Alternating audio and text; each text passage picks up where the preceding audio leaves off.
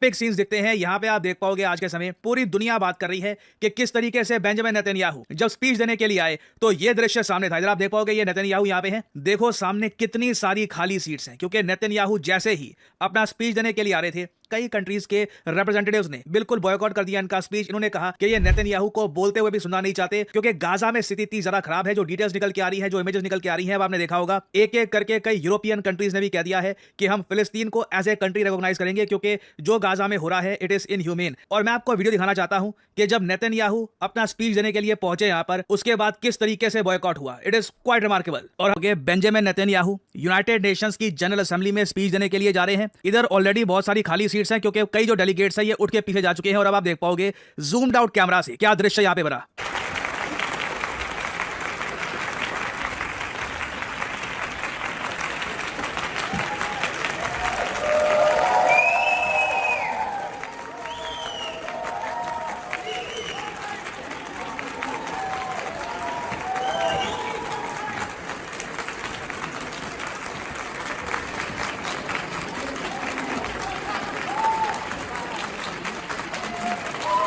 ना यहाँ पे आपका सवाल आएगा कि क्या इंडिया ने भी ये सब किया है। नहीं, यूजुअली इंडिया इस टाइप की चीज़ें करता नहीं है, क्योंकि रिस्पॉन्सिबिलिटी ज़्यादा है। इंडिया, यूएस, यूके, ये सब countries they have a big stake in the United Nations. तो फंक्शनिंग में हम लोग हमेशा पार्टिसिपेट करते हैं। बट बहुत सारे अफ्रीकन देश, कई यूरोपियन देश, कई लैटिन अमेरिका के जो देश हैं, इनके जो रिप्रेजेंटेटिव्स हैं, ये इन्होंने बस चलना स्टार्ट कर दिया। They decided to walk out as soon as Benjamin Netanyahu came out to speak. मगर नेतन्याहू का प्लान ये नहीं था कि यूनाइटेड नेशंस में बाकी कंट्रीज को ये अपनी बात समझाएंगे। ये आप सब लोग जानते हैं, प्लान ये कामयाब होना भी नहीं था।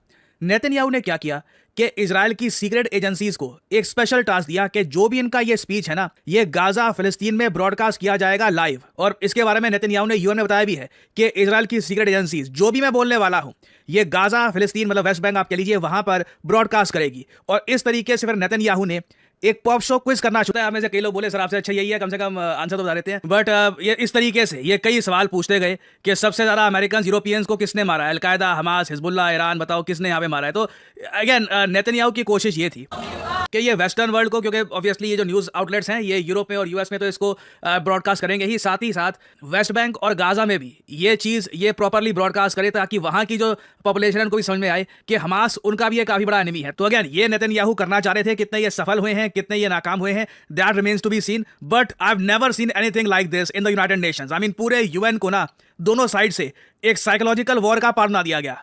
और इस पूरे स्पीच में ना पूरी दुनिया एक्चुअली इस बात का वेट कर रही थी कि बेंजामिन नेतन्याहू इस बारे में क्या स्टेटमेंट देंगे कि अब कई यूरोपियन देश, इनके जो वेस्टर्न एलाइज हैं, ये एक एक करके फिलिस्तीन को एक कंट्री मान रहे हैं। नेतन्याहू ने उसके जवाब में ये बोला कि इजराइल के बिल्कुल नेक्स्ट जो ये फिलिस्तीन नाम का देश है, इसको ऑफिशियली एक कंट्री डिक्लेयर करना ये ऐसा ही है कि न्यूयॉर्क के बिल्कुल बगल में आप अलकायदा नाम का एक जो देश है ये आप बना दो। तो क्लियरली जो भी देश आज के समय फिलिस्तीन को एक ऑफिशियल कंट्री के रूप में मान रहे हैं, इजराइल उससे बिल्कुल भी अफेक्टेड नहीं है। ये लगता नहीं है कि अपनी पॉलिसीज चेंज करने वाले हैं। Christians. But since the PA took control, that number has dwindled to under 20%.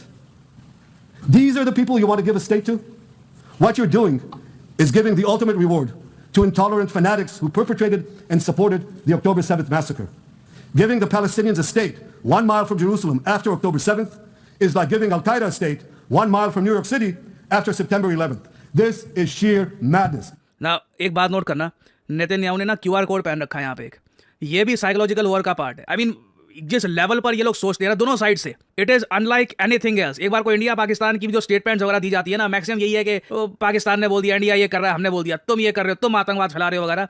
These guys take it to a whole new level. Netanyahu ने लिटरली एक QR कोड यहाँ पे पहना हुआ है और इन्होंने बोला दुनिया को कि इसको स्कैन करो। और इसमें भी ऑब्वियसली इजराइल का जो व्यू पॉइंट है ये आपको दिखेगा कि 7 अक्टूबर को क्या हुआ था, इजराइल जो भी यहाँ पे कर रहा है वो क्यों कर रहा है। This is absolutely insane. और इससे साफ साफ पता लग रहा है ट्रंप गाजा इजराइल का इशू सॉल्व नहीं कर पाएंगे। नोबेल पीस प्राइज कमेटी ने भी रिसेंटली हिंट दे दिया है कि जिस तरीके से ट्रंप बार बार बोल रहे हैं कि मुझे नोबेल प्राइज हो, लगता नहीं है कि उनको मिलने भी वाला है। वहां से नेगेटिव ओपिनियन ही आ रहे हैं। और जिस तरीके से नेतन्याहू स्टेटमेंट्स दे रहे हैं ना, लग रहा है कि ये गाजा को कंप्लीटली टेक ओवर कर लेंगे। इनका ये भी कहना था कि कुछ लोग कहते हैं कि जेनोसाइड कर रहा है इजराइल। इनका ये कहना है कि ये आज के समय फिलिस्तीन के लोगों को जाने का मौका दे रहे हैं।